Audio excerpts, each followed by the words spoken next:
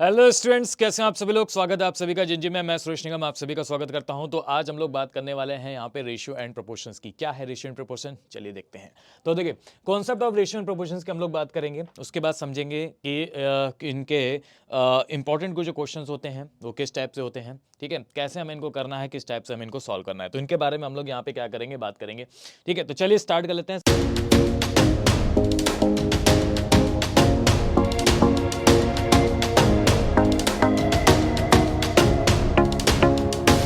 सबसे पहले हम लोग यहाँ पे बात करते हैं कि what is the concept of ratio and proportion. तो सबसे पहले हम लोग चलते हैं यहाँ पे किस पे, रेशियो पे चलते हैं। ठीक है, रेशियोस क्या होता है। देखिए रेशियोस की अगर हम लोग बात करें तो रेशियोस होता क्या है। तो रेशियो देखिए कुछ नहीं है, सिर्फ आपका क्या है कि दो क्वांटिटीज का क्या है, दो ऑब्जेक्टिव का क्या है, यहाँ पे कंपैरिजन है। ठीक है, तो ratio is the comparison between two quantities, दो क्वांटिटीज का कंपैरिजन है। लेकिन वो कंपैरिजन है कैसे, वो कंपैरिजन है आपका उनके देयर मैग्नीट्यूड। ठीक है, उनके देयर मैग्नीट्यूड के हिसाब से कंपैरिजन है। मैग्नीट्यूड का मतलब यहां पे ये होता है कि आपका दो चीजों से कंपटीशन होगा, यानी कंपैरिजन जो होगा, एक आपका होगा कि आपके सेम काइंड होने चाहिए, दूसरा आपका होना चाहिए सेम यूनिट्स होनी चाहिए। ठीक है ना, इस टाइप से कंपैरिजन होता है। जैसे फॉर एग्जांपल अगर हम लोग समझे यहाँ पे कि जो कंपैरिजन होगा वो किस टाइप से होगा। तो कंपैरिजन की अगर हम लोग बात करें तो जैसे मैंने कह दिया यहाँ पे कि 3 सेंटीमीटर एंड 2 मीटर, तो क्या 3:2 होगा, क्या 3:2 हम लोग कह सकते हैं इसको? नहीं, ये आपका रेशियो नहीं है, ये आपका रेशियो नहीं है। क्यों? क्योंकि यहाँ पे देखिए यूनिट्स क्या हैं, दोनों की अलग अलग हैं। एक में सेंटीमीटर है, एक में मीटर है, दोनों को सेम होना चाहिए। या तो मीटर को सेंटीमीटर में कन्वर्ट करेंगे या सेंटीमीटर को मीटर में कन्वर्ट करेंगे। मेरे हिसाब से दोनों की यूनिट जो होना चाहिए वो क्या होनी चाहिए, यहाँ पे सेम होनी चाहिए। ठीक है, सेम काइंड का मतलब क्या होता है यहाँ पे, सेम काइंड का मतलब होता है कि अगर मैं आपसे कह दूं कि बॉयज एंड गर्ल्स, ठीक है, बॉयज एंड गर्ल्स का रेशियो कितना है, 3:4 है। एक क्लास में बॉयज एंड गर्ल्स का रेशियो कितना है, 3:4 है। तो ये आपके सेम काइंड हो गए, ये आपका रेशियो है। ठीक है, तो आप ऐसा नहीं कहेगा कि सर वो तो बॉय है ये लड़का है, ये कैसे रेशियो दिक्कत हो गया। ठीक है, तो यहाँ पे बात होती है सेम काइंड की, यानी यहाँ पे बात हो रही है ह्यूमन बींग्स की। ठीक है, तो इस तरीके से यहाँ पे बॉयज और गर्ल्स का रेशियो कितना हो जाएगा हमारे पास, 3:4। That is a ratio, but that is not a ratio because इसकी जो यूनिट्स हैं वो हमारे पास क्या है,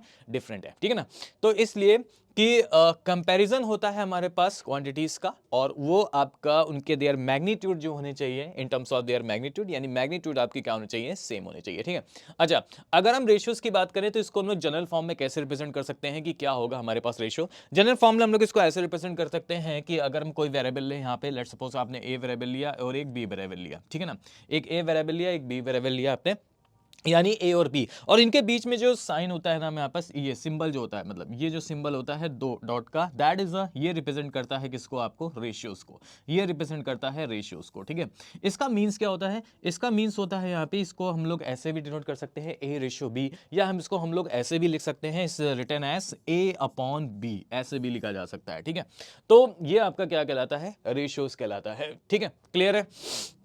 अच्छा, तो बेसिकली रेशियोस क्या होता है, एक क्वांटिटी का दूसरी क्वांटिटी के बीच में, दोनों क्वांटिटी के बीच में comparison, that is a ratios. ठीक है, तो इसको हम लोग इस तरह से यहाँ पे एक्सप्रेस कर सकते हैं, A:B, या फिर हम कह सकते हैं A/B। इस तरीके से हम लोग इसको यहाँ पे रिप्रेजेंट कर सकते हैं। बोलो क्लियर है यहाँ पे। ठीक है, चलो आगे बढ़ते हैं। अब एक चीज और समझनी है यहाँ पे, ये तो हम समझ गए कि रेशियोज है, तो अब एक पॉइंट और समझना है यहाँ पे। क्या एक पॉइंट है यहाँ पे, ध्यान से समझना। वो एक पॉइंट ये है कि सबसे पहले तो हम लोग ये समझेंगे कि भाई डिस्ट्रीब्यूशन ऑफ रेशियोज क्या होता है, डिस्ट्रीब्यूशंस। ठीक है, डिस्ट्रीब्यूशन ऑफ रेशियोज यानी रेशियो का आप कैसे डिस्ट्रीब्यूट कर सकते हो। ठीक है, जैसे अगर मैं आपसे कहूं कि एक क्लास में बॉयज एंड गर्ल्स, ठीक है ना, एक क्लास में बॉयज एंड गर्ल्स का रेशियो कितना है, 3:2 है।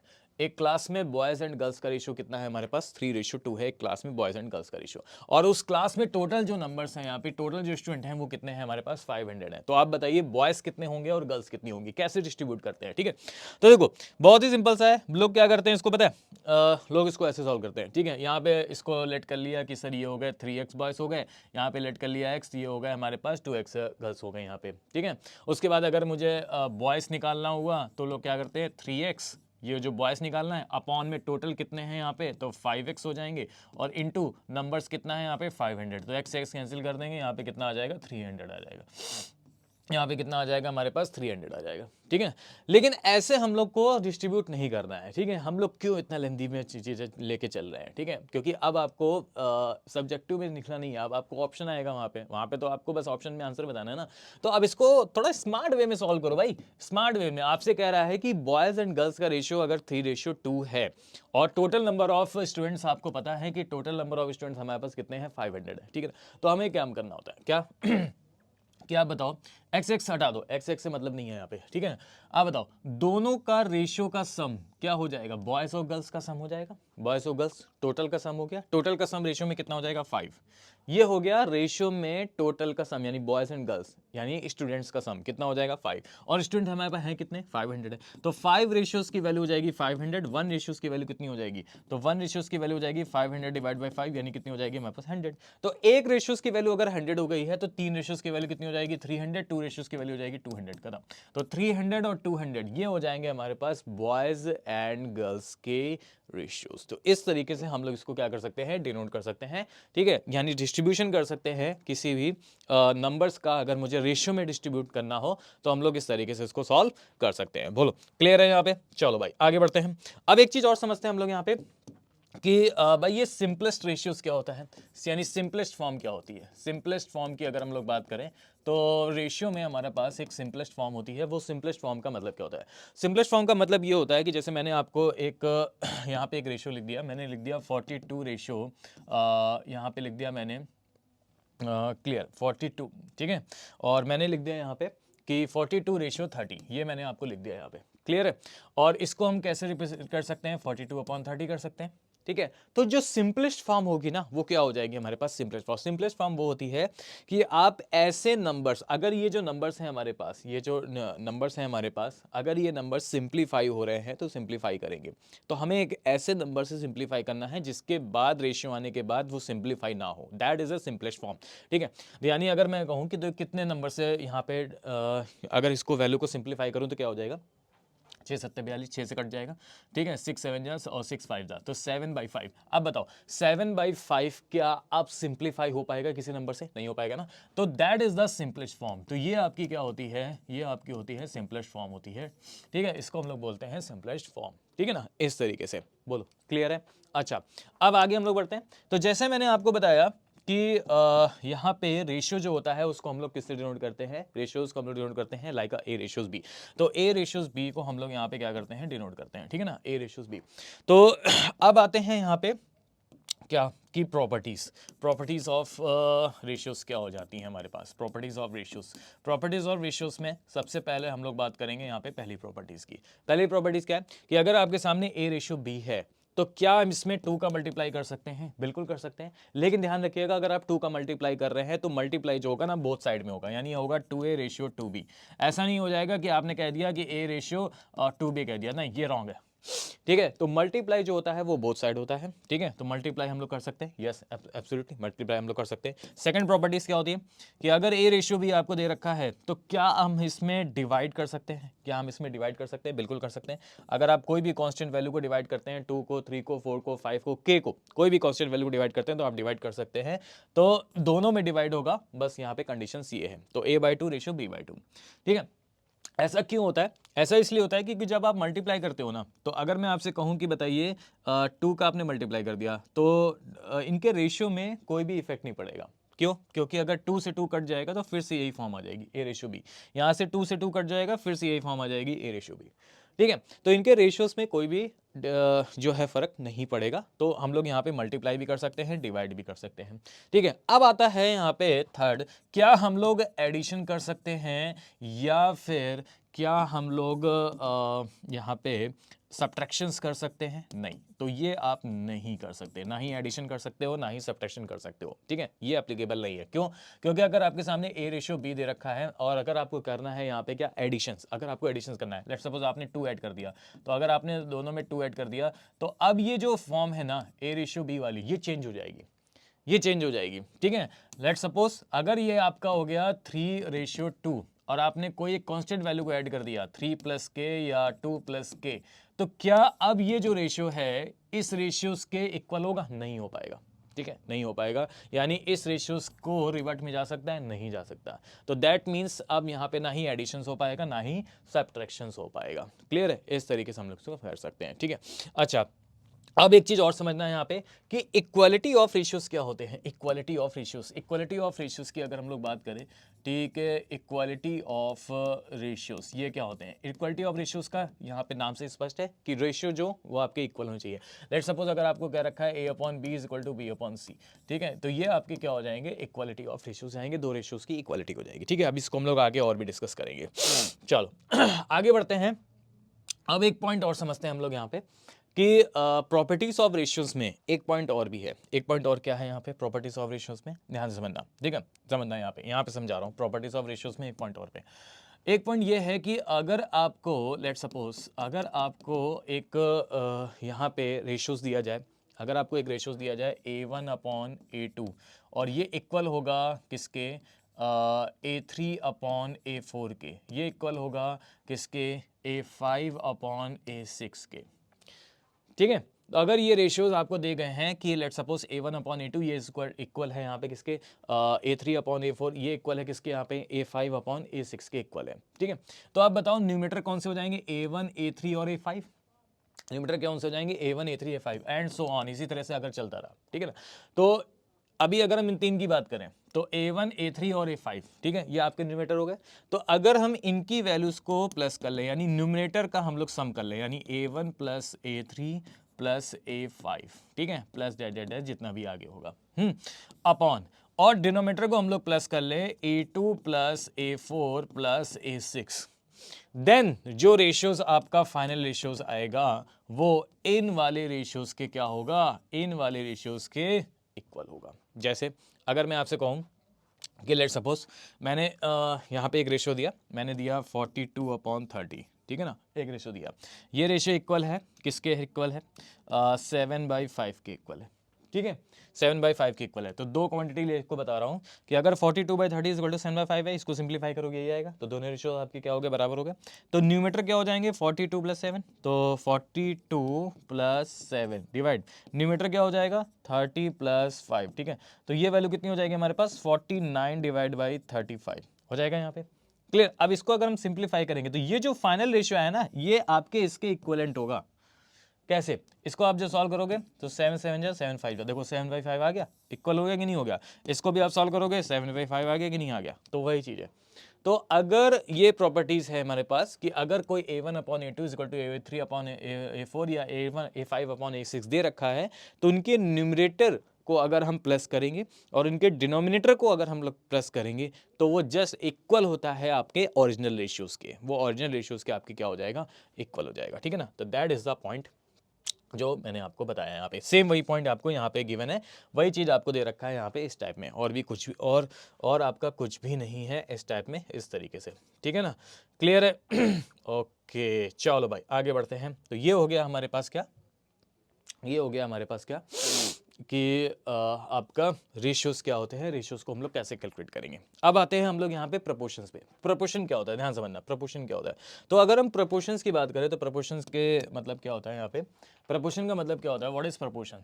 तो प्रोपोर्शन होता क्या है, अभी तो हम लोगों ने बात करी यहाँ पे रेशियोज की, रेशियोज क्या होते हैं वो आपने समझा। प्रोपोर्शन क्या होता है, प्रोपोर्शन का मतलब क्या होता है पता है, the equality of two ratios, दो रेशियो की समानता, दो रेशियो की इक्वलिटी, वही आपका प्रोपोर्शन कहलाती है। ठीक है, तो when two ratios are equal, the four quantity of composing them are said to be a proportional। अगर कोई भी दो रेशियोज इक्वल हैं तो उनके बीच में क्या होंगी, फोर क्वांटिटीज होंगी, तो वो आपस में जो कंपोजिंग होंगी दैट इज द, वो किस फॉर्म में होंगी, प्रोपोर्शनल फॉर्म में होंगी। यानी वही आपका क्या कहलाता है, प्रोपोर्शनल कहलाता है। ठीक है, वही आपका क्या कहलाता है, प्रोपोर्शन। जैसे अगर मैं आपसे कहूँ कि मैंने आपसे कहा कि A/B एक रेशियो हो गया और दूसरा रेशियो हो गया हमारे पास C/T, ये दूसरा रेशियो हो गया। ठीक है ना, ये आपस में क्या हो गए, इक्वल हो गए। तो यही जो आपका होगा ना, दैट इज अ प्रोपोर्शन। अब इसको हम कैसे डिनोट करेंगे, देखो A/B को हम ये ले सकते हैं ना, A/B लिख सकते हैं। इक्वल टू का जो साइन होता है वो यहाँ पे होता है प्रोपोर्शनल।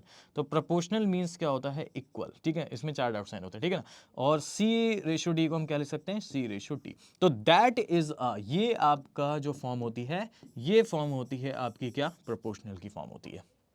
ये आपकी फॉर्म क्या होती है, प्रोपोर्शनल फॉर्म होती है। अब एक चीज़ समझना है यहाँ पे, एक और चीज़ है, क्या और चीज़ है यहाँ पे, कि जो ए होता है ना और ये जो डी होता है, ठीक है ना, तो ए और डी को हम लोग क्या बोलते हैं, ए और डी को हम लोग बोलते हैं एक्सट्रीम, ठीक है। ए और डी को हम लोग क्या बोलते हैं, एक्सट्रीम बोलते हैं। और बी और सी जो होता है, बी और सी, इसको हम लोग क्या बोलते हैं, मीन्स, इसको हम लोग क्या बोलते हैं, मीन। तो ए और डी हमारा क्या होता है, एक्सट्रीम होता है, और बी और सी हमारा क्या होता है, मीन्स होता है, ठीक है ना। ये सारी चीज़ें होती हैं, ए और डी हमारा एक्सट्रीम हो जाएगा और बी और सी हमारा क्या हो जाएगा, मीन्स हो जाएगा, ठीक है। तो अब अगर बात करो, ए रेशो बी को हम क्या लिख सकते हैं, ए अपॉन बी, करेक्ट है। सी रेशो डी को हम क्या लिख सकते हैं, सी अपॉन डी, करेक्ट है। अब इन दोनों का अगर मैं क्रॉस मल्टीप्लाई कर दूं इन दोनों का ऐसे, ठीक है, तो ए क्या हो जाएगा, यहाँ से हो जाएगा A into D is equal to कितना हो जाएगा हमारे पास, बी इंटू सी। तो ये हो जाएगा हमारे पास A into D is equal to B into C, ये वैल्यू हो जाएगी हमारे पास, A into D is equal to B into C. तो आप बताओ ए और डी क्या थे, ए और डी हमारे पास थे एक्सट्रीम, और बी और सी क्या थे, बी और सी हमारे क्या थे, मीन्स। तो हम कह सकते हैं यहाँ पे क्या, कि जो प्रोडक्ट है, प्रोडक्ट, ठीक है, product of extreme is equal to हो जाएगा क्या, प्रोडक्ट ऑफ मीन्स, यानी एक्सट्रीम का जो प्रोडक्ट है वो मीन्स के प्रोडक्ट के क्या हो जाएगा, इक्वल हो जाएगा। तो हम कह सकते हैं कि product of extreme is equal to product of means. बोलो क्लियर है, कोई डाउट नहीं ना। चलो अब आगे एक पॉइंट और समझते हैं। यहाँ पे एक पॉइंट हम लोग को और समझना है, क्या, कि सर ये बताइए कि ये डुप्लीकेट रेशियोज क्या होते हैं, डुप्लीकेट रेशियोज क्या होते हैं, ठीक है, इसको हमें समझना है कि डुप्लीकेट रेशियोज क्या होते हैं। इसके बाद अगर हम बात करेंगे ट्रिप्लीकेट रेशियोज क्या होते हैं, ट्रिप्लीकेट रेशियोज जो होते हैं वो क्या होते हैं, ठीक है।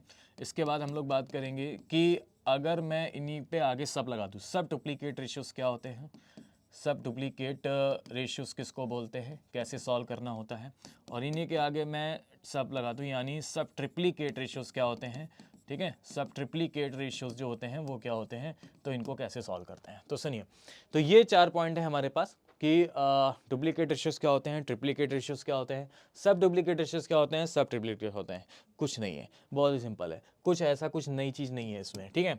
अगर आपको कोई भी 2 नंबर दिए जाए, ध्यान से समझिएगा, अगर आपको कोई भी 2 नंबर दिए जाए या कोई भी 2 वेरिएबल दिए जाए, कुछ भी दिया जाए, नंबर्स की फॉर्म में दिए जाए 1 और 2, वेरिएबल्स की फॉर्म में दिया जाए x+2 या x-3 या a और b, कुछ भी दिया जाए, ठीक है ना।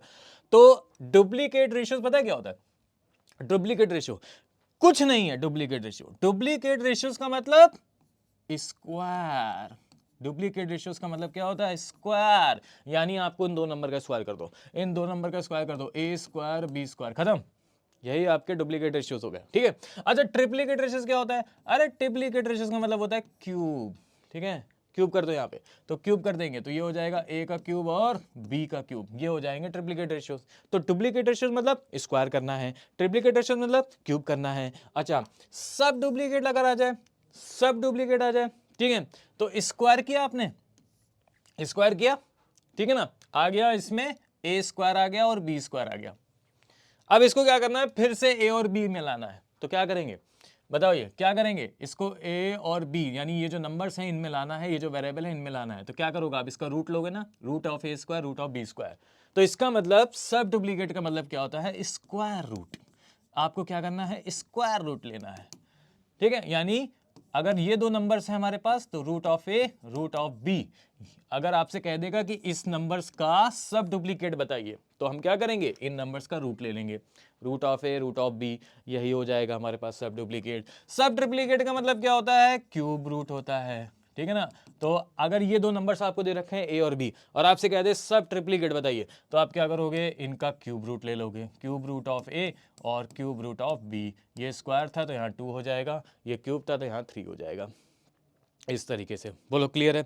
जैसे फॉर एग्जांपल अगर मैं आपसे कहूँ फॉर एग्जांपल अगर मैं आपसे कहूँ कि find the duplicate ratio of the given number of 4 and 9। तो आप बताइए 4 एंड 9 का डुप्लीकेट रेशियोज क्या होगा? कुछ नहीं है। ये नंबर हमारे पास कौन सा है? ए है। ये नंबर हमारे पास कौन सा है? बी है। इनका रूट ले लो, सॉरी इनका स्क्वायर कर दो। तो डुप्लीकेट रेशियो है तो इनका स्क्वायर कर देंगे, स्क्वायर, ठीक है, स्क्वायर कर दो। 4 का स्क्वायर कितना हो गया आप बताओ? 9 हो गया। सॉरी 4 का स्क्वायर कितना हो गया हमारे पास? 16 हो गया। 9 का स्क्वायर कितना हो गया हमारे पास? 81 हो गया। तो 16 और 81 ये हो जाएंगे हमारे पास डुप्लीकेट रेशियोज, ठीक है। लेकिन अगर आपसे कह दे कि इन्हीं नंबर्स का, आपसे क्या कह दे, आपसे कह दे कि इन्हीं नंबर्स का हमें क्या करना है? सब डुप्लीकेट रेशियोज फाइंड करना है। तो सब डुप्लीकेट में आप क्या करोगे? स्क्वायर रूट ले लो। इन नंबर का स्क्वायर रूट ले लोगे, यानी रूट ऑफ 4 और रूट ऑफ 9। रूट ऑफ 4 कितना हो जाएगा? 2 हो जाएगा। रूट ऑफ 9 कितना हो जाएगा? 3 हो जाएगा। तो 2 और 3 हो जाएंगे। बोलो क्लियर है? तो इसी तरीके से इनका हमें क्या करना होता है, जो भी नंबर दे जाएंगे उनका हमें क्यूब रूट या स्क्वायर रूट इस तरीके से हमें इसको फाइंड आउट करना होता है, ठीक है ना। तो ये आपका क्या कहलाता है? ये आपका कहलाता है सब डुप्लीकेट, सब ट्रिप्लीकेट, इन सब की चीज़ें, ठीक है। अच्छा अब आगे बढ़ते हैं। अब आगे बढ़ते हैं, प्रॉपर्टीज ऑफ प्रोपोर्शंस की हम लोग बात करते हैं। प्रॉपर्टीज ऑफ रेशियोज तो हो गया, अब प्रॉपर्टीज ऑफ प्रोपोर्शंस क्या होता है? प्रॉपर्टीज ऑफ प्रोपोर्शंस में हम लोग को देखो कैसे करना होगा। सबसे पहला हमें प्रॉपर्टीज ऑफ प्रोपोर्शंस में ये देखना होता है कि भाई इन्वर्टेंडो क्या होता है। इन्वर्टेंडो देखो कुछ नहीं है, बहुत ही सिंपल है सारी चीज़ें। इन्वर्टेंडो क्या होता है, ऑल्टरनेंडो क्या होता है, कंपोनेंडो क्या होता है, डिविडेंडो क्या होता है, कंपोनेंडो एंड डिविडेंडो क्या होता है, ठीक है। इन सारी चीज़ों पर हम लोग यहाँ पे बात करेंगे क्या चीज़ें होती हैं हमारे पास, ठीक है। तो इन्वर्टेंडो की अगर हम बात करें तो अगर आपके सामने कह दे कि कोई भी दो रेशियोज अगर इक्वल है, देखो इन्वर्टेंडो का मतलब क्या होता है? प्रोपोर्शनल, प्रोपोर्शनल के फॉर्म में आता है, यानी प्रॉपर्टीज ऑफ प्रोपोर्शन है। तो प्रॉपर्टीज ऑफ प्रोपोर्शन में प्रोपोर्शन क्या होता है? जब दो रेशियोज की इक्वलिटी होती है दैट इज अ प्रोपोर्शन। तो हम अगर कह सकते हैं कि a अपॉन बी अगर हमें यहाँ पे दे रखा है a upon B is equal to C upon D, ये आपका प्रोपोर्शन है। तो इन्वर्टेंडो कैसे अप्लाई होगा पता है? इन्वर्टेंडो अप्लाई करने के लिए आपको क्या करना होगा, इनका रेसिप्रोकल कर दो, a अपॉन बी का रेसिप्रोकल कर दो और c अपॉन डी का रेसिप्रोकल कर दो। तो हम कह सकते हैं b upon A is equal to क्या हो जाएगा? d upon C. b upon A is equal to d upon C, यही आपका क्या हो जाएगा? यही आपका क्या हो जाएगा? इन्वर्टेंडो हो जाएगा, ठीक है ना। अच्छा अल्टरनेंडो क्या होता है? अल्टरनेंडो अगर आपने रखा है a upon B is equal to C upon D, तो देखो c को इधर ले आओ और b को इधर ले जाओ, c को इधर ले आओ, b को इधर ले जाओ, ठीक है। तो a अपॉन सी, तो हम कह सकते हैं a upon C is equal to क्या हो जाएगा? b अपॉन डी, ठीक है। तो ये आपका हो जाएगा, ये आपका हो जाएगा क्या? ऑल्टरनेंडो हो जाएगा, ठीक है। कंपोनेंडो क्या होता है फिर? कंपोनेंडो की अगर हम बात करें तो देखो अगर आपसे कह रहा है a upon B is equal to C upon D, तो ये जो डिनोमिनेटर है ना, डिनोमिनेटर है ना हमारे पास, ठीक है, डिनोमिनेटर का वेरिएबल जो है ऊपर प्लस कर दो, यानी ये b ऊपर प्लस कर दो a के साथ, और नीचे तो b रहेगा, उसमें कोई दिक्कत नहीं है। d ऊपर प्लस कर दो c के साथ, ठीक है, और नीचे d रहेगा। यही आपका हो जाएगा क्या? यही आपका क्या हो जाएगा? यही आपका हो जाएगा कंपोनेंडो। कंपोनेंडो का मीन्स क्या होता है? कंपोनेंडो में हमें क्या करना होता है? न्यूमरेटर में प्लस करना होता है। कंपोनेंडो में हमें क्या करना होता है? न्यूमरेटर में प्लस करना होता है। और इसके बाद अगर हम बात करें डिविडेंडो की, तो डिविडेंडो में क्या करना होता है? डिनोमिनेटर में माइनस करना होता है, ठीक है ना। यानी अगर आपसे कह रहा है a upon B is equal to C upon D, तो हम क्या देंगे क्या कि मतलब देखो एक चीज ध्यान समझना, फिर से मैं बता दे रहा हूँ। कंपोनेंडो में हमें क्या करना होता है? न्यूमरेटर में चीजों को क्या करना होता है? प्लस करना होता है। और डिविडेंडो में हमें क्या करना होता है? न्यूमरेटर में हमें माइनस करना होता है। यानी कंपोनेंडो का मीन्स प्लस और डिविडेंडो का मीन्स माइनस, बस और कुछ भी नहीं है। तो यहाँ पे जैसे प्लस किया a plus B upon B is equal to C plus D upon D, वैसे यहाँ माइनस कर दो। ये जो है ना इसको ये ऊपर जाएगा। तो कंपोनेंडो में आपने प्लस किया था, डिविडेंडो में आप क्या करोगे? माइनस कर दोगे। तो a minus B upon B is equal to क्या हो जाएगा? c minus D upon D. तो ये वैल्यू हो जाएगी हमारे पास इस तरीके से, ठीक। अब कंपोनेंडो समझ गए? कंपोनेंडो में डिनोमिनेटर की वैल्यू न्यूमरेटर में प्लस करी जाती है, और डिविडेंडो में डिनोमिनेटर की वैल्यू न्यूमरेटर में क्या की जाती है? माइनस की जाती है। अब दोनों एक साथ अप्लाई कर देंगे। एक साथ जब अप्लाई कर दोगे यानी कंपोनेंट एंड डिविडेंडो क्या होगा? तो हम क्या करेंगे? तो b प्लस किया और उसके बाद यहाँ पे माइनस कर दिया, तो हम कह सकते हैं कंपोनेंट एंड डिविडेंडो क्या हो जाएगा? a plus B upon a minus B is equal to C plus D upon C minus D, ठीक है ना। ये आपका हो जाएगा कंपोनेंडो एंड डिविडेंडो, वही चीज़ है। तो ये चीज़ आपको समझना पड़ेगा कि कंपोनेंडो और डिविडेंडो क्या होता है इस टाइप में, ये सारी चीज़ें क्लियर है। चलो भाई बहुत बढ़िया। समझ गए प्रोपोर्शंस क्या होता है, प्रोपोर्शंस के बारे में, ठीक है। अब हम लोग बात करते हैं प्रॉपर्टीज ऑफ प्रोपोर्शंस में एक और चीज़ की बात करते हैं। एक और चीज़ क्या होती है प्रॉपर्टीज ऑफ प्रोपोर्शंस में? तो जब हम प्रॉपर्टीज ऑफ प्रोपोर्शंस की बात करते हैं, ठीक है ना, तो हम लोग पहले समझेंगे यहाँ पे क्या, हम लोग पहले समझेंगे यहाँ पे क्या कि हम लोग पहले समझेंगे यहाँ पे क्या कि मीन प्रोपोर्शनल क्या होता है, मीन प्रोपोर्शनल, ठीक है। हम लोग पहले समझेंगे कि मीन प्रोपोर्शनल क्या होता है।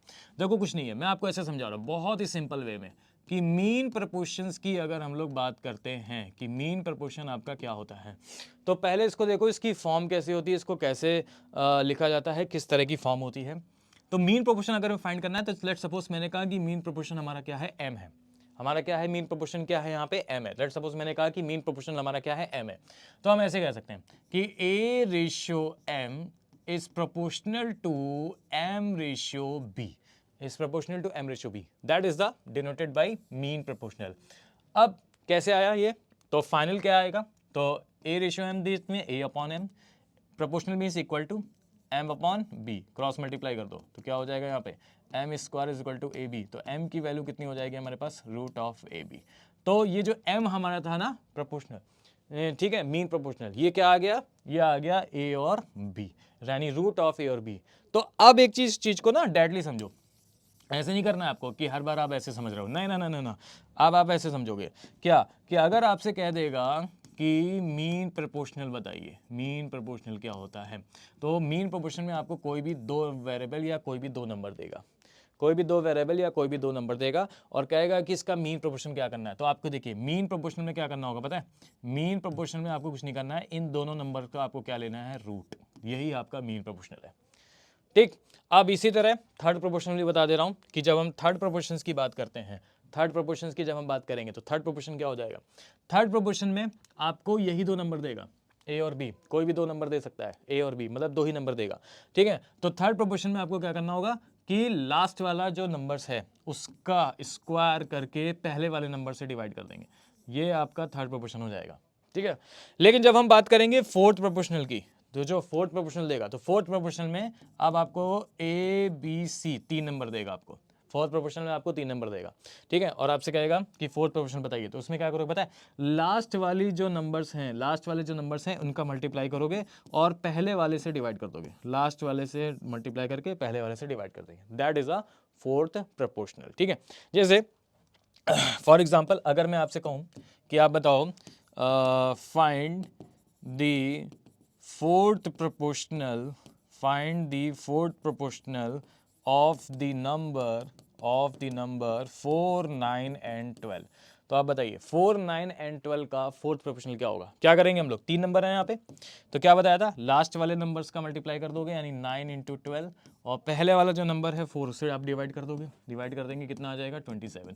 तो ये हो जाएगा हमारे पास फोर्थ प्रोपोर्शनल, तो फोर्थ प्रोपोर्शनल हो जाएगा 27। बोलो क्लियर है, ठीक है, चलो भाई बहुत बढ़िया, बोलो क्लियर हो गया। चलो अब एक चीज़ और भी है कि अब हम लोग एक चीज़ और समझ सकते हैं कि सबसे पहले तो जैसे मैंने आपको बताया, ये आपको कॉन्सेप्ट मैंने आपको बताया सारे, क्या होता है रेशियोज और क्या होता है आपका प्रपोर्शंस, ये सारी चीज़ों के बारे में मैंने आपको बताया। अब हमें ये फाइंड करना होता है कि यार रेशियोज़ को हम लोग फाइंड कैसे करते हैं। जैसे अगर आपसे कह दे कि if A ratio B is equal to 3:2 और b ratio c is equal to 5:9 और आपसे कह दे कि बताइए a ratio b ratio c क्या होगा, आपसे कह दे बताइए a ratio b ratio c क्या होगा, तो आप कैसे फाइंड आउट करोगे, तो सिंपल है कुछ नहीं करना है, पता है क्या करना है लोग, अच्छा अब तक लोग क्या करते हैं समझो, अब तक लोग क्या करते हैं, यानी इसका बेसिक मेथड क्या है, लोग करते क्या है इसको, ठीक है। तो बेसिक तरीका क्या है पता है, बेसिक तरीका ये है कि लोग क्या करते हैं कि भाई b का रेशियो यहाँ पे कितना है 2 है, फिर यहाँ देखेंगे b का रेशियो कितना है 5 है, तो उन्होंने कहा कि इन दोनों को इक्वल कर लो, अपने आप आ जाएगा। तो लोग इक्वल करते हैं कि 2 और 5 को इक्वल करने के लिए क्या करते हैं, यहाँ पे 5 से मल्टीप्लाई कर देते हैं और यहाँ पे 2 से मल्टीप्लाई कर देते हैं, ठीक है। अब जैसे मैंने आपको बताया था प्रॉपर्टीज में कि मल्टीप्लाई जो होता है रेशियो में वो बोथ साइड होता है, ठीक है। तो अब नया रेशियोज क्या आ जाएगा, 5 का 3 से मल्टीप्लाई होगा 15, 5 का 2 से मल्टीप्लाई होगा 10, 2 का 5 से मल्टीप्लाई होगा 10 और 2 का 9 से मल्टीप्लाई होगा 18।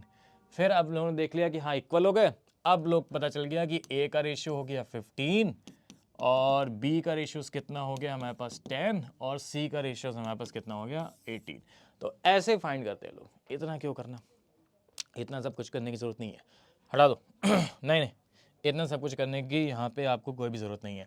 अगर आपको दे रखा है A ratio B is equal to 3 ratio 2 और अगर आपको दे रखा है B ratio C is equal to 5 ratio 9, तो देखिए अब मैं आपको एक शॉर्ट तरीका बताता हूँ कि कैसे हम A ratio B ratio C को फाइंड आउट कर सकते हैं, ठीक है ना। देखो एक शॉर्ट तरीका क्या है समझना ध्यान से।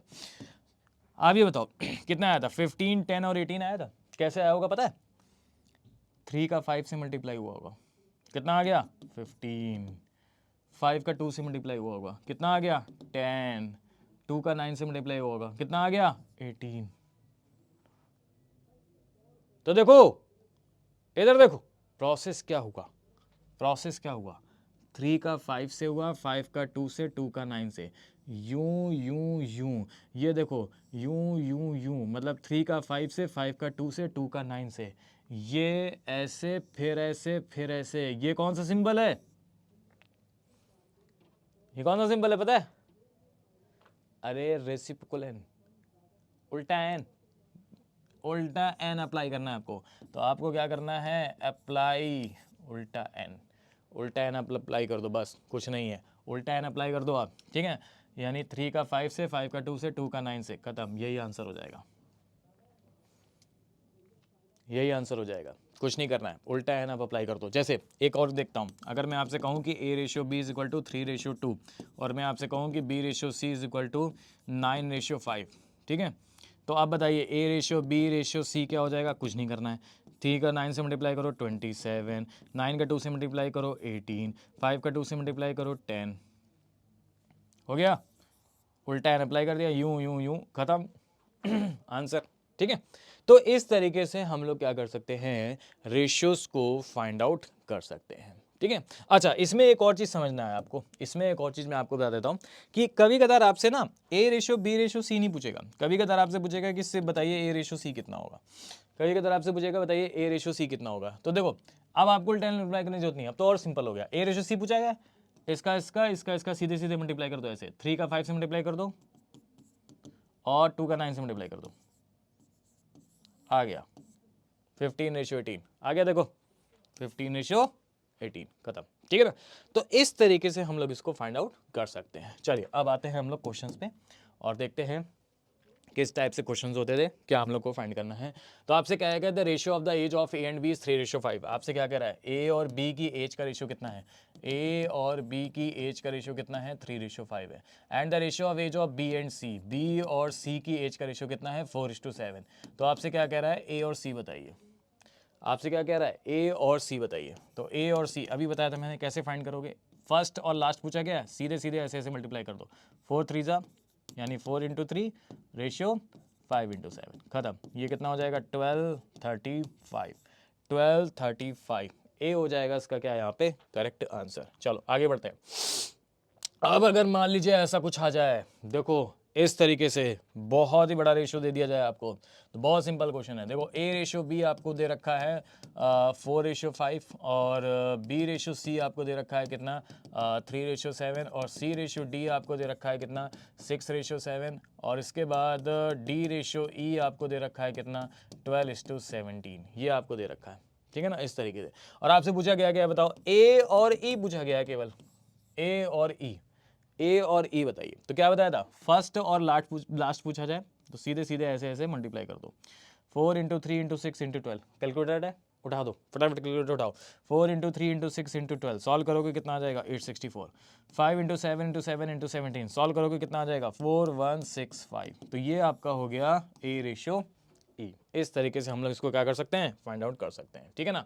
अच्छा अब एक चीज आती है कि which of the two ratio 5/6 and 8/9 is greater. कैसे पता करेंगे कि कौन सा रेशियोस क्या है बड़ा है, यानी 5/6 बड़ा है या 8/9 बड़ा है, 5/6 बड़ा है या फिर 8/9 बड़ा है। तो आपके पास कैलकुलेटर तो है ही है, ईजी है, ठीक है।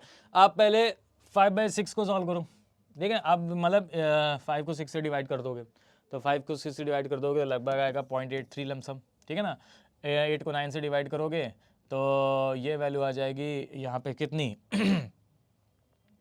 ये वैल्यू आ जाएगी 0.88 लमसम। तो कौन बड़ा हो गया, 8/9 बड़ा हो गया, इस तरीके से। अदरवाइज इसका एक सेकंड मेथड भी है, क्या कि अगर 5/6 और 8/9 में अगर हमें यहाँ पे देखना है कि कौन सा ग्रेटर है, तो एक तरीका और भी है, क्या है कि आप 6 और 9 का एलसीएम ले लो। 6 और 9 का एलसीएम कितना हो जाएगा 18, ठीक है। 6 का डिवाइड करो कितनी हो जाएगा 3, 3 का 5 से मल्टीप्लाई कर दो, ये इससे कितने टाइम जा रहा है 3 टाइम, 3 का न्यूमरेटर से मल्टीप्लाई कर दो, 3 × 5 कितना हो जाएगा 15, और 9 का ये डिवाइड करो कितने टाइम्स जाएगा 2 टाइम्स, ठीक है। 2 का 8 से मल्टीप्लाई कर दो कितना हो जाएगा 16। अब आप बता सकते हो 15 और 16 में कौन ग्रेटर है, 16 ग्रेटर है। 16 ग्रेटर है मतलब 8/9 आपका ग्रेटर है, तो 8/9 हो जाएगा इसका करेक्ट आंसर। बोलो क्लियर है, चलो भाई बहुत बढ़िया, आगे बढ़ते हैं। कह रहा है कि what must be added to each of the 4 numbers. जो आपको 4 नंबर्स दे रखे हैं, आपको 4 नंबर यहाँ पे दे रखे हैं 10, आपको दे रखा है 18, आपको दे रखा है 22, आपको दे रखा है 38, ये आपको 4 नंबर्स दे रखे हैं, ठीक है ना। तो आपसे कह रहा है what must be added to each of the 4 numbers 10, 18, 22, 38 so that they become in a proportion, यानी ऐसा कौन सा नंबर इसमें ऐड कर दिया जाए कि ये प्रोपोर्शंस में हो जाए। प्रोपोर्शंस क्या होता था, दो रेशियो की इक्वालिटी, यही तो प्रोपोर्शन कहलाती थी। दो रेशियोज की इक्वालिटी यही तो प्रोपोर्शन कहलाती थी, ठीक है ना। तो अगर ए बी सी डी आपको दे रखे हैं, तो इनमें हम एक नंबर कोई ऐड करेंगे क्वेश्चन मार्क, वो कौन सा ऐड करेंगे ये प्रोपोर्शन में आ जाए, मतलब A plus question mark upon B plus question mark is equal to C plus question mark upon D plus question mark, इस तरीके से। यही आपसे बोला गया, तो बस यहीं यहाँ पे कर लेंगे। तो कौन सा को करें, 10 plus question mark upon 18 plus question mark is equal to 22 plus question mark upon 38 plus question mark, that is a form of proportion. तो अब ये क्वेश्चन मार्क की वैल्यू बतानी है। अब क्वेश्चन मार्क की वैल्यू कैसे सॉल्व करोगे, सिंपल। अब आपको देखो पता है आप लोग साथ कैलकुलेटर है, आप लोग सॉल्व कर लोगे, लेकिन मैं आपको एक हिट एंड ट्रायल मेथड बताता हूँ कि आप ना इसको ऑप्शन से पिक करना 2, आप ना इसको ऑप्शन से पिक करो 2। चलो पहले 2 रख के देखते हैं। तो यहाँ पे रखा 10 + 2 अपॉन 18 + 2 इज इक्वल टू में हो जाएगा 22 + 2 अपॉन 38 + 2। तो ये वैल्यू कितनी हो जाएगी बताओ, 12/20। इसको सिंप्लीफाइड करेंगे कितना आएगा रेशियो 3/5। अब देखते हैं क्या ये इसको इक्वल आ रहा है, तो 24/40। इसको सिंप्लीफाई करेंगे 8 3 ज़ा 8 5 ज़ा, बिल्कुल इक्वल आ रहा है, तो मतलब आंसर कौन सा हो जाएगा 2। तो 2 हो जाएगा इसका क्या यहाँ पे करेक्ट आंसर। बोलो क्लियर है, चलो भाई बहुत बढ़िया, ठीक है बहुत बढ़िया। चलो इसको हटा देते हैं, ये अलग तो क्वेश्चन, ठीक है। आगे बढ़ते हैं हम लोग यहाँ पे, ठीक है। हाँ आगे बढ़ते हैं हम लोग यहाँ पे, ये वाला, हाँ ये वाले क्वेश्चंस की बात करते हैं। चलो अब देखो ये क्या कह रहा है आपका, milk and water are in the ratio of 8:3। आपको मिल्क और वाटर का रेशियो दे रखा है, तो भाई आपको मिल्क और किसका दे रखा है वाटर, ठीक है ना। मिल्क और वाटर का रेशियो आपको दे रखा है कितना 8:3, ये आपको मिल्क और वाटर का रेशियो दे रखा है कि एक फ्लास्क में मिल्क और वाटर था, उसमें उनका रेशियोज था कितना, मिल्क आपका 8 के रेशियो में था, वाटर जो था आपका 3 के रेशियोज में था, ये वैल्यू थी हमारे पास, ठीक है। कह रहा है कि 3 litre of water is added, कितने लीटर वाटर ऐड किया गया 3 लीटर वाटर ऐड किया गया है, कितना 3 लीटर, तो 3 लीटर वाटर ऐड कर दिया गया है। तो आपसे कह रहा है कि द न्यू रेशियो बिकम 2:1, जो न्यू रेशियो हो गया है वो 2:1 हो गया है, ठीक है ना। न्यू रेशियो कितना हो गया 2:1। तो आपसे कह रहा है कि बताइए यहाँ पे मिल्क कितना था। तो अब बताइए इसको कैसे सॉल्व करेंगे, सुनो बहुत ही प्यारा सा क्वेश्चन है कि एक फ्लास्क में मिल्क और वाटर का रेशियो कितना था 8:3 था, और 3 लीटर मिल्क हमने क्या किया यहाँ पे ऐड किया, 3 लीटर मिल्क हमने ऐड किया, तो हमारा जो रेशियोज बन गया वो बन गया हमारे पास कितना 2:1 बन गया, ठीक है। 2 रेशियोज हमारे पास क्या बन गया 1 बन गया। तो आपसे बोल रहा है कि मिल्क हमारे पास कितना था ये आपको बताना है, ठीक है ना, मिल्क कितना था ये आपको बताना है। तो कैसे सॉल्व करेंगे, सुनो बहुत ही सिंपल है। हमें क्या करना होगा, आप ये बताओ वाटर ऐड कर रहे हो ना, वाटर ऐड कर रहे हो, मिल्क तो ऐड नहीं कर रहे हो, तो इसका मतलब मिल्क का जो रेशियो यहाँ पे था 8 का, मिल्क का जो रेशियोज यहाँ पे था 8 का, वही रेशियोज आपका यहाँ पे भी होगा, वही रेशियोज आपका यहाँ पे भी होगा। तो जो रेशियो यहाँ पे था मिल्क का, वही रेशियोज आपका यहाँ पे भी होगा मिल्क का। तो इसका मतलब 8 अगर यहाँ है तो यहाँ भी 8 करना होगा। अब 8 करने के लिए क्या करें 4 से मल्टीप्लाई कर दो, ठीक है। तो रेशियोज मल्टीप्लाई बोथ साइड होता है, तो ये कितना हो जाएगा 8, ये हो जाएगा 4। तो अब देखो मिल्क मिल्क सेम हो गया। अब लेकिन वाटर पहले था 3 के रेशियो में, अब हो गया 4 के रेशियोज में, तो कितना एड ऑन हुआ 1 यूनिट, कितना एड ऑन हुआ यहाँ पे 1 यूनिट, और इसी 1 यूनिट की वैल्यू आपको दे रखी है कितनी 3 लीटर। तो बताइए 1 यूनिट की वैल्यू यानी 1 रेशियोज की वैल्यू कितनी हो गई 3 लीटर, तो 8 रेशियोज की वैल्यू कितनी हो जाएगी 8 × 3 यानी 24 litre, that is the correct answer, ठीक है ना। तो ये इस तरीके से हम लोग इसको क्या कर सकते हैं यहाँ पे सॉल्व कर सकते हैं, और इस तरीके से हम लोग इसको देख सकते हैं। बोलो क्लियर हो गया सभी को? हाँ भाई बताओ, किसी को कोई डाउट तो नहीं है? चलो भाई बहुत बढ़िया, बहुत ही बढ़िया। ठीक है, इस तरीके से हम लोग इसको क्या कर सकते हैं, यहाँ पे सॉल्व कर सकते हैं। बहुत बढ़िया, क्या बात है। ठीक है ना, चलो भाई आगे बढ़ते हैं। नेक्स्ट क्वेश्चन देखिए आप सभी के सामने आ चुका है यहाँ पे, और नेक्स्ट क्वेश्चन हमारे पास क्या है, ये है आप सभी के सामने नेक्स्ट क्वेश्चन। और नेक्स्ट क्वेश्चन देखते हैं हम लोग क्या कह रहा है। देखो क्या कह रहा है यहाँ पे नेक्स्ट क्वेश्चन। ठीक है, कह रहा है कि in an express train the passenger travelling in AC sleeper class, the passenger travelling in AC sleeper class, first class and sleeper class are in the ratio 1:2:7 and rate for each class are in the ratio 5:4:2. If the total earned rupees from all class is 54,000 rupees, then find the income received from AC sleeper class. तो AC sleeper class का हमें income बतानी है। तो अब देखो कैसे solve करेंगे, सिंपल है। आप ये बताओ कि एक एक्सप्रेस ट्रेन थी जिसमें पैसेंजर ट्रैवलिंग कर रहे थे, ठीक है, और पैसेंजर ट्रैवलिंग का जो रेशियो था वो क्या था यहाँ पे, एसी स्लीपर क्लास की अगर हम लोग बात करें यहाँ पे, हाँ हम लोग बात करते हैं अगर यहाँ पे किसकी, एसी स्लीपर क्लास की, तो एसी एसएल मतलब एसी स्लीपर क्लास हो गया। ठीक है, फर्स्ट क्लास हो गया यहाँ पे, और ये फर्स्ट क्लास हो गया, और उसके बाद है एसएल मतलब स्लीपर क्लास हो गया। ठीक है ना, ये चीज़ हो गई हमारे पास। ठीक है, तो इनका रेशियो हमें दे रखा है कितना, 1:2:7, इनका रेशियो हमें दे रखा है। अब ये जो रेशियो हमें दे रखा है ना, ये किसका रेशियो पता है, ये पैसेंजर्स का रेशियो है, ये पैसेंजर्स का रेशियो है। ठीक है, और आपसे कह रहा है कि and the rate for each class in the ratio 5:4:2, और इनके रेट का रेशियो कितना दे रखा है, रेट का रेशियो दे रखा है 5:4:2, ये रेट का रेशियो दे रखा है। ठीक है, रेट का मतलब रुपए का रेशियो दे रखा है। तो आपसे कह रहा है कि अगर टोटल इनकम इनको हुई है सारी क्लास को मिला करके, जो टोटल इनकम हुई है वो कितने की हुई है, 54,000 रुपीज़ की हुई है। तो आपसे कह रहा है कि एसी स्लीपर क्लास का कितना पैसा था, कितना इनकम हुई होगी। तो आप बताओ इनकम कैसे होगी भाई, हर एक पैसेंजर का स्लीपर, इसमें 1, इसमें 2, इसमें 7, इसमें 5, इसमें 4, इसमें 2। ठीक है, तो अगर आपको करना है तो आप ऐसे सॉल्व कर सकते हो यहाँ पे इस तरीके से कि भाई अगर हम ये देखें कि पैसेंजर्स हमारे कौन कौन से थे, पैसेंजर थे हमारे एक्स हो गया, 2x हो गया, 7x हो गया, विदाउट एक्स से भी करोगे तब भी हो जाएगा। ठीक है, और रेट हमारा क्या था, रेट हमारा था y था, ये 4y था, ये 2y था। तो अगर मैं कहूँ कि एसी स्लीपर क्लास में कितने लोग थे, 1x लोग थे, और इनका रेट कितना था, 5y था, तो टोटल रेवेन्यू कितना होगा, टोटल रेवेन्यू होगा 1x इंटू 5y, ये टोटल रेवेन्यू आ गया एसी स्लीपर क्लास का। ठीक है, अच्छा फर्स्ट क्लास का कितना रहा होगा, फर्स्ट क्लास का रहा होगा 2x इंटू 4y, तो ये हो जाएगा 8xy, ये आपका क्या होगा, फर्स्ट क्लास का रेवेन्यू रहा होगा। स्लीपर क्लास से कितना पैसा आया होगा, स्लीपर क्लास से आया होगा 7x इंटू 2y, यानी कितना आया होगा, 14xy आया होगा, और यहाँ पे कितना आया, 5xy आया। तो इन सभी को अगर मैं ऐड कर दूँ तो ये आपका टोटल ऑल क्लास का रुपए हो जाएगा रेवेन्यू, और वो कितना दे रखा है आपको, 54,000, वो कितना दे रखा है आपको, 54,000। तो ये हो जाएगा 5xy plus 8xy plus 14xy, ये कितना हो गया, ये हो गया हमारे पास 22 प्लस 5 27।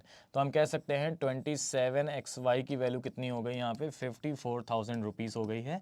तो xy की वैल्यू कितनी हो गई है यहाँ पे, 54,000 डिवाइडेड बाई 27, दैट इज़ ये कितना हो जाएगा हमारे पास, 2,000 रुपीज़ हो गए। ठीक है, 2,000 रुपीज़। तो आपसे कह रहा है कि एसी स्लीपर क्लास में कितना रेवेन्यू था, तो एसी स्लीपर क्लास का कितना था, 5xy था, तो 5 और एक्स वाई की वैल्यू आपको पता ही है 2,000, रख दो यहाँ पे, कितना हो जाएगा 10,000। ठीक है, तो 10,000 रुपये आ जाएंगे यहाँ पे किसके, एसी स्लीपर क्लास के। अगर आपसे कहता कि बताइए फर्स्ट क्लास का रेवेन्यू कितना था, तो हम लोग यहाँ पे क्या करते हैं, 8 इंटू एक्स वाई की वैल्यू रख देते हैं यहाँ पे कितनी, 2,000, तो इससे कितना आता हमारे पास 16,000, इससे कितना आता हमारे पास 28,000। करेक्ट, क्लियर है। तो इस तरीके से हम लोग रेवेन्यूज़ को क्या कर सकते हैं यहाँ पे जो है वो फाइंड आउट कर सकते हैं। बोलो क्लियर हो गया यहाँ पे, किसी को कोई डाउट तो नहीं है, सभी को क्लियर है। चलो भाई बहुत बढ़िया, बहुत बढ़िया। तो इस तरीके से हम लोग इसको फाइंड आउट कर सकते हैं, ठीक है ना। चलो आगे बढ़ते हैं।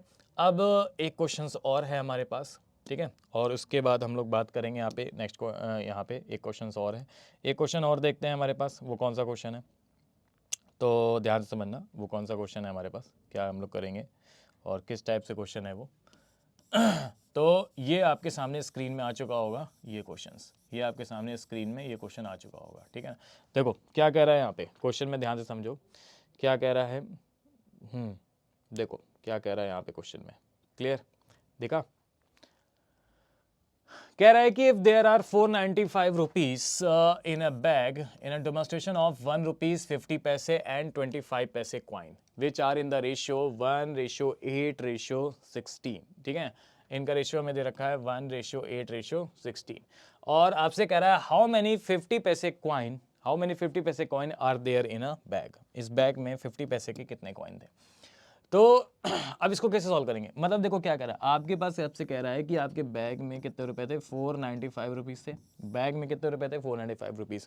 तो जो बैग में 495 रुपीज़ हैं उनमें क्वाइंस कौन कौन से थे, ए भाई इनमें 1 रुपए का कॉइन था, 50 पैसे के कॉइन थे और 25 पैसे के कॉइन थे, ठीक है ना। तो 1 रुपए 50 पैसे और 25 पैसे के कॉइन थे जिनका रेशियो आपको यहाँ पे दे रखा है which are in the ratio 1:8:16। 1 रुपए का 1 का रेशियो था, 1 के रेशियो में थे, 50 पैसे के 8 के रेशियो में थे और 25 पैसे के आपके 16 के रेशियो में थे, ठीक है। तो जिनका रेशियो हमें यहाँ पे दे रखा है 1:8:16, इन इतने रेशियोस में यहाँ पे पैसा था, ठीक है। तो अब देखो कैसे सॉल्व करेंगे, आपसे कह रहा है कि 50 पैसे के कितने कॉइन थे इस बैग में, इस बैग में 50 पैसे के कितने कॉइन थे ये आपको बताना है। तो देखो कैसे सॉल्व करना होगा, सिंपल है, क्या करना होगा देखो अगर आपसे ये बोला गया है कि 50 पैसे के कितने कॉइन थे तो हमें क्या करना होगा पता है, ये आपको जो दे रखा है ना रेशियो, सबसे पहले तो आप समझो ये आपको किसका रेशियो दे रखा है, ये आपको कॉइन का रेशियो दे रखा है, ये आपको कितना दे रखा है, कॉइन का रेशियो दे रखा है। और आपको बैग में क्या दे रखा है, रुपए दे रखे हैं, टोटल बैग में क्या दे रखा है, टोटल रुपए दे रखे हैं। तो हमें क्या करना होगा, इन कॉइन्स को रुपए में कन्वर्ट करना होगा, इन कॉइन्स को क्या करना होगा, रुपए में कन्वर्ट करना होगा। तो लेट्स सपोज हमने मान लिया यहाँ पे कि ये आपका 1x कॉइन था, ये 8x कॉइन था, ये 16x कॉइन थे, ठीक है ना। तो आप बताइए 1 रुपए के 1x कॉइन कितने रुपए हो गए सर, 1 रुपए के 1x कॉइन हो गए तो मतलब 1x रुपए हो गए, ठीक है। अच्छा ये रुपए में हो गया। 50 पैसे के आपके पास 8 सिक्के हैं, अगर आपको 50 पैसे के 8 सिक्के दिया जाए, ठीक है, आप बता सकते हो कितने रुपए, 50 पैसा 50 पैसा 1 रुपए, 50 पैसा 50 पैसा 1 रुपए, 50 पैसा 50 पैसा 1 रुपए, मतलब 1 रुपए में कितने पैसे होते हैं, 100 पैसे होते हैं। तो 50 50 पैसे, 2 50 पैसे के कॉइन हो गए 1 रुपए। तो यहाँ पे कितने हैं कॉइन, 8 हैं, तो 2 से डिवाइड कर दो, कितने हो जाएंगे यहाँ पे रुपए, रुपए हो जाएंगे 4x, ठीक है। अब देखो 1 रुपए में 100 पैसे होते हैं, तो 25 पैसे 25 पैसे 25 पैसे 25 पैसे, 4 25 पैसे के कॉइन 1 रुपए बनाता है। तो 4 से डिवाइड कर दोगे तो कितने रुपए हो जाएंगे, यहाँ पे 4 रुपीज़ हो जाएंगे, यानी 4x रुपीज़ हो जाएंगे।